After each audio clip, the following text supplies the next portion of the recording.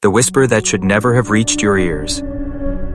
You were never meant to hear this. Not in school, not in history books, not even whispered in the dark halls of medical academia. But you're here now. And what I'm about to tell you is not just a story, it's a fracture in the mirror you've been told to believe is truth. In the fall of 1823, in the wilds of southeastern Ohio, a girl named Margaret Hayes emerged from the forest, barefoot, blood-stained, and marked, not with bruises or wounds, but with symbols, intricate, ancient, surgically carved into her skin. Her mouth trembled with half-sentences. She mumbled about a chair made of iron and leather straps, about voices behind glass, about the white eyes of men who called themselves doctors, but who practiced something else. 3 physicians examined her, and 3 fled. 1 disappeared entirely. 1 burned his notes, and the 3rd took his own life. Why? What did they see? The county sealed the records, buried them beneath a church that no longer stands. And Margaret? She was institutionalized in silence. But here's what they didn't want you to know. Margaret's condition wasn't madness. It was the result of something very old, something deliberate, a trial. Because Margaret Hayes was never just a patient, she was an experiment. And the men who touched her case weren't healers. They were initiates. Tonight, I will take you down into the forgotten corridors of American history, where medicine merges with mysticism and science bends to serve something older than reason. Every minute you watch from this point forward will strip away another layer of illusion you've been trained to trust. This isn't just a descent into horror. It's a confrontation with the systemic manipulation of the human mind by institutions that promised to protect you. They lied, and they still lie. So if you're still here after the EC words, then you were meant to hear them. But once you know, you can't go back. The rabbit hole begins now. Welcome to the truth about Margaret Hayes and the secret experiment in Ohio that nearly rewrote the human soul, the disappearance that wasn't meant to be noticed. They told the townsfolk she wandered off. That's how disappearances were explained in 1823. When a woman vanished, it was either madness, misadventure, or something the Lord would sort out. But Margaret's vanishing was methodical, quiet, and surgically timed. In June of that year, just after the solstice, neighbors stopped seeing her. First, a missed church gathering. Then, an unplanted field. Her father, Thomas Hayes, said she was just tired. But behind his eyes, something was rotting. A knowing, a terror no man could voice. You see, Thomas was no ordinary settler. Before Ohio, he had lived in Lancaster, Pennsylvania, near one of the earliest experimental asylums in the nation. And more importantly, he once taught Latin and Greek. He knew old texts, old rites. And that summer, he began receiving letters, not by post, but hand-delivered by strangers he claimed were from Philadelphia. Letters that Margaret never saw, but which changed the energy of that house. The people of Millfield didn't question it. They were too busy with their harvests, too trusting of silence. But Margaret was writing something in her journal, something the investigators later recovered in fragments. There's a new light in Father's eyes, but it isn't his. The smell at night, sulfur and metal. I heard chanting, not in English, not any language I've read. He told me to forget. These are not the words of a madwoman. These are the words of a witness, a recorder of rituals. And what the locals chalked up as isolation-induced hysteria was a hidden operation. Because here's the part you'll never read in textbooks. Margaret wasn't kidnapped. She was prepared. And when she finally vanished on the evening of June 28th, the moon was full, and the Brennan boy claimed he saw 2 men in black coats leading her away through the trees, walking, not struggling, as if in a trance. By the time anyone raised alarm, The woods had already gone silent. No broken branches, no dropped belongings, no footprints. Just the lingering scent of ether and the distant hum of something mechanical, something unnatural. She didn't run away. She was taken, by design, for something ancient, something clinical. But this was only the first move.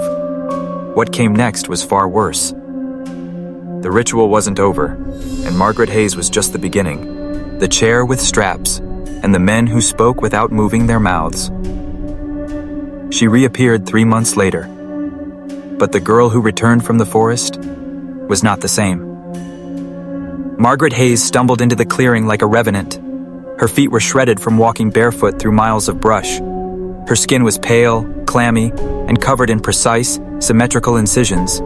Not wounds of violence, but of calculation, carved with purpose, like diagrams in flesh. The first to find her were hunters. They said she wasn't screaming, she wasn't crying. She was whispering the same 6 words over and over. The chair, the light, the watchers. The town brought her to Dr. Samuel Hartwell, but when he examined her, he turned pale and locked the door. Because what he saw on her body wasn't just trauma, it was intent.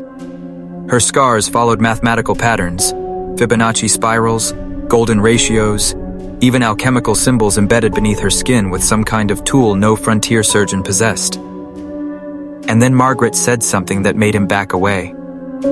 They never touched me with hands. They stood behind glass and made me think things. This is the moment, recorded in Hartwell's private journal, when he writes, "Her mind shows signs of induced visions. Not hysteria, but suggestion, as if her thoughts have been overwritten by force." He was the first to suspect it. Psychological control. And the method? Not drugs, not torture, but technology. In 1823. She spoke of a room of metal, humming with low vibrations, a chair with leather straps, not for restraint, but alignment. She said when she was placed in it, the back of her head burned, and she could no longer tell where her thoughts ended and theirs began. They spoke without mouths, and I answered with dreams. That line, "I answered with dreams," chilled Hartwell so deeply he abandoned her care within 48 hours. But before he did, he noted one final, horrifying detail. Her pupils didn't respond to light like they should, and behind each iris, there was a ring of silver. He wrote, "Something is living inside her gaze, watching through her." She had become a vessel, a broadcast tower, a test. And the ones who did this? They weren't just men. They were part of something older, something institutional, something that wears the face of science and the soul of sorcery. The doctors who refused, and the one who knew too much. Margaret Hayes was passed from one physician to another, like a cursed artifact no one wanted to keep in their home. Dr. Samuel Hartwell was the first to refuse. The second was Dr. Leonard Price, brought in from Chillicothe, a man trained under the Royal College in London, a rationalist, a skeptic, a man who believed everything could be explained, until he saw Margaret. He examined her scars. He ran his fingers along the raised, symmetrical etchings on her spine and thighs. He tested her pulse, asked her questions. But then Margaret did something he couldn't explain. She looked into his eyes and said, "Your mother's name was Elizabeth. She died on a Thursday. You were 7. You still hear her voice when you sleep." He turned white, dropped his stethoscope, didn't ask how she knew. Because no one in Ohio, not even Margaret's family, could have known that. Margaret began weeping after that, but not from fear, from pity. "They opened me up, Dr. Price," she whispered. "Not my body, my boundary. They know where we begin and where we can be rewritten." Dr. Price left that night, packed his things, told no one, and fled to Kentucky. His notes? Never recovered. 2 doctors down. The third, Dr. Edmund Cartwright, came with credentials from Philadelphia, an insider, connected to early psychiatric research circles and funded quietly by federal authorities to investigate cases like Margaret's. Cartwright stayed longer. He spoke less, and unlike the others, he never broke eye contact. For 7 days, he kept Margaret under observation. On the 8th, he was found outside his lodging, barefoot, eyes bloodshot, clothes soaked in lamp oil. He had tried to burn every note, every drawing, every observation he had made on her case. He failed, but before he vanished, 1 page survived. A single sketch, a woman strapped into a chair, arms extended. Over her, a metal ring suspended by ropes, etched with runes.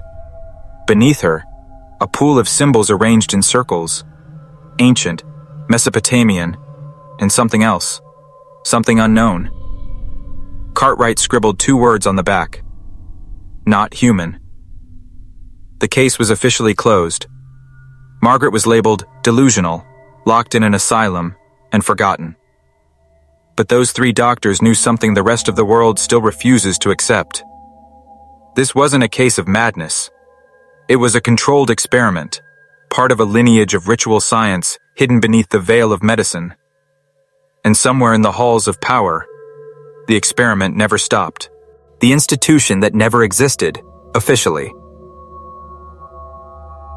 After Margaret was deemed unstable, she was moved to a facility that, according to state archives, was never there. It was called White Hollow Asylum, supposedly just outside Marietta, Ohio.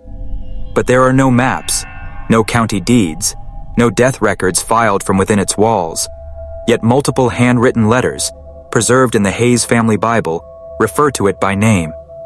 They've taken her to White Hollow, Thomas Hayes wrote to his cousin in 1824. She's not sick. She's marked. They're watching her now. Measuring. White Hollow wasn't a place of healing. It was a containment site, run by men who claimed to be doctors, but whose uniforms bore no state insignia, only a single emblem stitched into the collar, a serpent devouring its own tail, with a crown above its head. Not medicine, not science, but ritual authority. The patients weren't treated. They were observed, like rats in a maze. What were they studying? Margaret's sleep patterns, her sensitivity to vibration, her dreams, most of all. One orderly later wrote in a dying confession, "They made her sleep under a copper arch. Every night she screamed in languages we didn't know. They said she was tuning. Tuning." That word shows up again and again in the fragments that remain from White Hollow's secret history. And when Margaret spoke during waking hours, her words were like echoes from a signal that wasn't hers. There is no time. The spiral has no end. The body is clay. The mind, a mirror. They're learning how to shape both. She spoke as if she was reading from somewhere else, as if her consciousness had been broken into. Not shattered, but recoded. You see, White Hollow was more than an asylum. It was a convergence point, a prototype in a network of black hospitals that were never publicly funded, never discussed in academic circles, and never discussed, closed to the people whose minds they dismantled. And what they were truly experimenting on wasn't healing. It was control. The ability to rewrite thought, to shape belief, to install new gods into old minds. Margaret Hayes was one of the first successful calibrations, not cured, not freed, but opened. And those who opened her? They weren't trying to fix her. They were trying to build something through her. By now you're probably thinking, this couldn't happen today. But here's the part that will haunt you more than anything we've said so far. It never stopped. White Hollow was the first, but not the last, After its sudden closure in 1831, with 0 patient transfers and no official demolition records, identical facilities began surfacing across the country. Quiet buildings with generic names: St. Elwyn's Observation Unit, West Virginia; the Alden Center for Restorative Inquiry, Connecticut; Norrington Field Psychological Laboratory, Northern California. All of them shared patterns: remote locations, high fences, and one unbreakable rule. Once admitted, you weren't coming out. But here's the darker truth. These were not mental hospitals. They were data chambers, and what they were collecting was human consciousness under pressure. Patients like Margaret weren't treated. They were broken down. Some were veterans with trauma. Some were orphans without history. Some were simply women, deemed too intelligent, too emotional, too resistant. They were ideal candidates because no one would miss them. In 1967, a whistleblower posing as a janitor at the Norrington Field facility smuggled out documents titled Cognitive Echo Control, Phase 4, Belief Sculpting Through Trauma-Based Tuning. Sound familiar? The file referenced experiments on dream induction, memory layer destabilization, and neurological imprinting via resonance frequencies. Patients subjected to the Margaret sequence show a 43% increase in suggestibility within 96 hours. The Margaret sequence. They took her pain and turned it into a protocol. And they're still using it. In therapy rooms, in sensory deprivation tanks, in virtual environments that mirror the very chair she was strapped into. And the serpents? They still wear lab coats.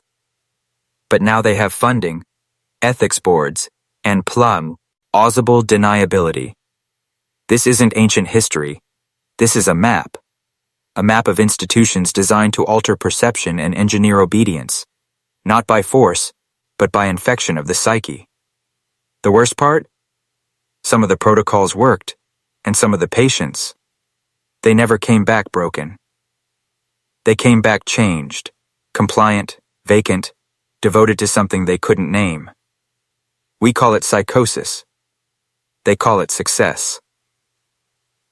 Margaret Hayes wasn't a fluke. She was a blueprint. The watchers in the walls. Who pulls the levers? You've heard the name Margaret Hayes, but you haven't heard the name Dr. Ephraim Voss. That's because you were never meant to. He's the man who funded White Hollow, never listed as director, never seen on site, but his signature appears on procurement orders, encrypted letters, and in one particularly damning memo dated October 13th, 1823. Subject MH shows increased reception. Sequence 9 should begin. Watcher 3 requests no further written logs. Watcher 3. It's the first confirmed reference to a rank within the Watcher system, a covert hierarchy embedded inside medical, psychological, and educational institutions. Their purpose? Not observation. Steering.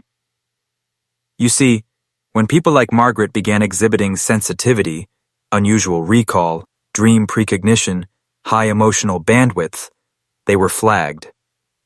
Not for healing, for harvesting. The Watchers don't watch. They test. They provoke, fracture, and rewire the minds that show potential for disruption or transformation. You ever wonder why some people break from trauma and some come back strangely compliant? The answer is a formula, a ritual. It's called LID, Localized Identity Dissolution, a precise method of isolating the subject, inducing trauma under sterile conditions, reconstructing the psyche using ideologically loaded stimuli. Margaret was among the first to survive full LID, but when she came back, she was no longer Margaret in the way we understand identity. She was a node, a receiver. In her sleep, she wrote pages of symbols never seen before. When translated by a modern symbologist in 1986, one phrase stood out, repeated over 40 times. We are among you, wearing borrowed thoughts. Dr. Voss would later disappear in 1836 after a mysterious fire at his estate. No remains were found, but a charred vault was recovered from the basement. Inside, diagrams of resonance chambers, a chair built to exact proportions, and a book bound in stitched linen skin. The title burned into its cover, The Doctrine of Ingress, on the Preparation of Vessels. You're beginning to understand now. This wasn't about madness. It was about possession, but not by spirits, by ideologies, programmed like parasites, installed in the nervous system via fear and ritual. The Watchers aren't ghosts. They're scientists, priests, administrators, and they still walk the halls of the institutions you trust most. The ritual, hidden in routine, modern life, as a control grid. Let me ask you a question. When did you last make a choice that wasn't pre-decided for you? From the moment you wake, to the food you crave, to the emotions you're allowed to feel, how much of your day is yours?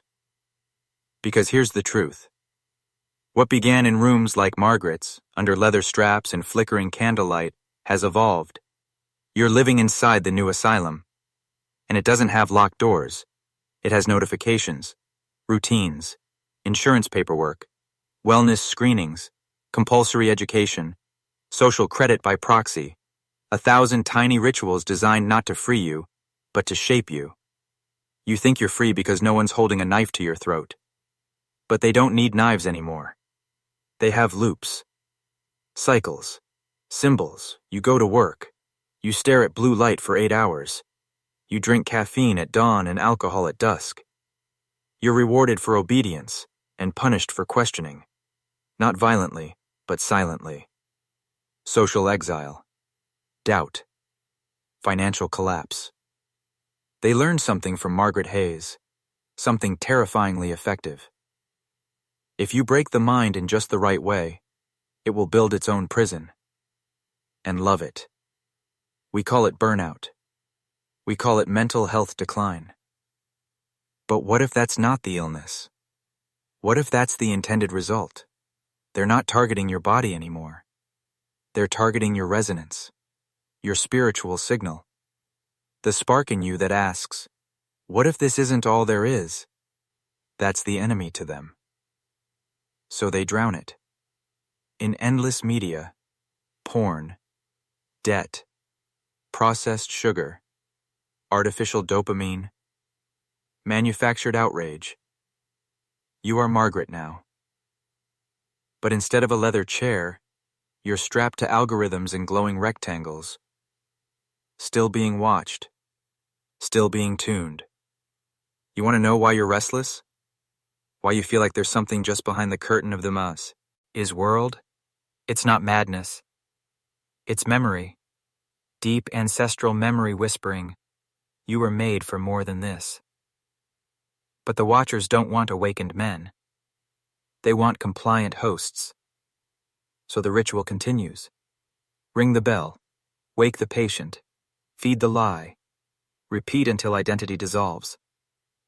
This is the new chair. And you're already in it. The bloodline. Architects. Who inherited the blueprint? If Margaret Hayes was the experiment, and the Watchers were the engineers, then who built the system? Because every machine has a designer, every ritual has a priesthood, every cage, a key holder. And this is where the descent deepens. Buried in a private collection at the University of Chicago, restricted access, redacted archives, there's a volume labeled Genealogia Obscura, The Silent Line. Inside are traced connections between early asylum funders, obscure fraternal orders, and a set of elite family names you were taught to revere. Rockwell, Ashcroft, Vanderlane. Hayes. Yes, Hayes. Not just a victim, but a seed. Margaret's bloodline didn't vanish. It thrived, merged, got married into institutions of wealth, policy, and psychology. You want to know who created modern therapy models? People connected to White Hollow. You want to know who drafted the mental hygiene laws of the 1940s? Same bloodlines. Margaret's mutilation wasn't the end of her story. It was the genesis of an idea. That the human mind could be templated, that suffering could be scripted, that entire generations could be shaped before they knew they were being shaped. They call it neural legacy design. We call it education, upbringing, culture. But the original architects saw your consciousness as wet clay, ready to be carved, branded, and made obedient to the designs of the few. The blue bloods don't operate from thrones anymore. They operate from foundations, boards, think tanks. Look closely, and you'll see their fingerprints on Ivy League psychological research, corporate training systems, social behavior algorithms. Margaret was just the beginning of a centuries-long breeding and behavioral experiment. And here's the twist they never thought you'd figure out. Some of you carry it in your blood. That same park. That same instability they tried to crush in her. They fear it in you. You were never meant to conform. You were meant to wake up. But only if you reject the inheritance of silence. Only if you question the world you were handed. Because this rabbit hole isn't fiction. It's ancestry. And if you trace it far enough, you'll find the chains and the blueprint for how to break them. The keepers of the ritual, institutions as altars. You may think the rituals ended in 1823, that Margaret's case was an aberration, something ugly that history buried. But what if I told you? It never stopped. It evolved. It professionalized. And now, you volunteer for it. The tools have changed. No more cold metal straps or damp cellars. But the intent? Exactly the same. They don't call it ritual anymore. They call it protocol. They call it treatment. Curriculum. Policy. You ever walk into a hospital and feel like something is off? Like the smiles are painted on? Like behind every clipboard and fluorescent light, there's something colder, hungrier, watching. That's not paranoia. That's recognition. You're standing in the modern sanctum, the new temple of control, where your mind, your will, and even your identity are bartered in exchange for comfort and compliance. And the priests? They're not in robes. They wear white coats and tenure pins. They hold DSM manuals instead of Bibles. But their purpose is still spiritual. To divide the self. To categorize your thoughts into disorders. To turn trauma into a subscription model. To pathologize the ancient fire within you, your resistance, your instinct, your rage, as something that must be sedated. They give you pills for your awakening. They give you safe spaces instead of freedom. And worst of all, they teach your children to label themselves before they even understand who they are. We are told this is progress, but it's the same old altar, and every year, millions lay down on it, willingly. The watchers didn't die. They got promoted. From basement chambers to institutional boards, from silence to respectability. And they've built a labyrinth of bureaucracy so intricate, so normalized, that no one sees the walls anymore. But you do now. Because once you name the pattern, once you see the repetition, once you feel the cold hand of Margaret's fate on your own shoulder, you don't unsee it. You start to notice the deadness behind the eyes of over-medicated youth, the numbing repetition of corporate life, the scripted outrage in your media feed, the emptiness that no product, post, or prescription can fill. That's not depression. That's your soul screaming for freedom inside a prison it never consented to. And this is your moment to choose. Compliance or clarity. The illusion of choice. Symbols, language, and the silent command. You were never given a real choice. You were given options that all serve the same master.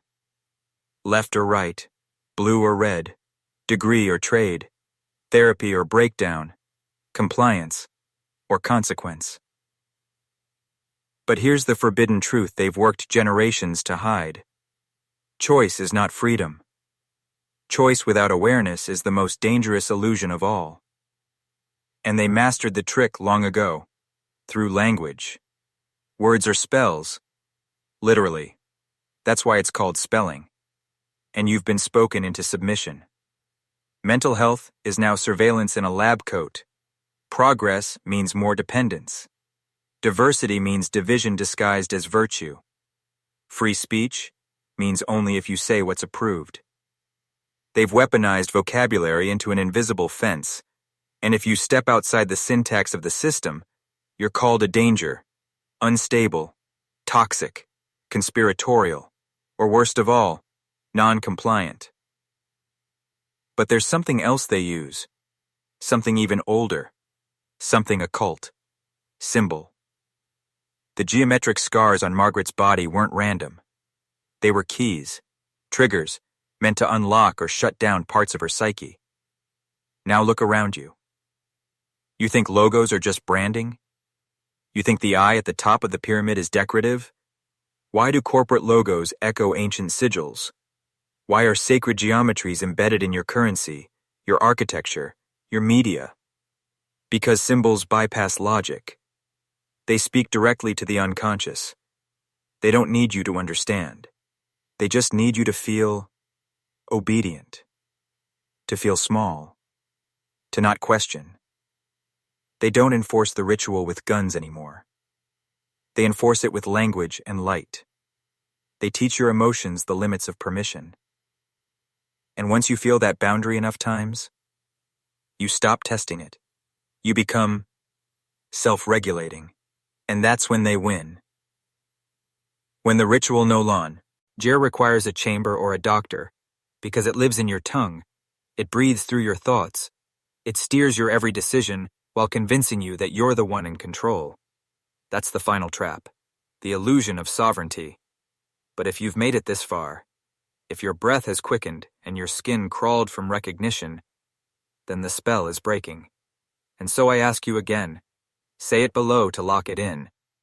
I see the Watchers. I see the Watchers.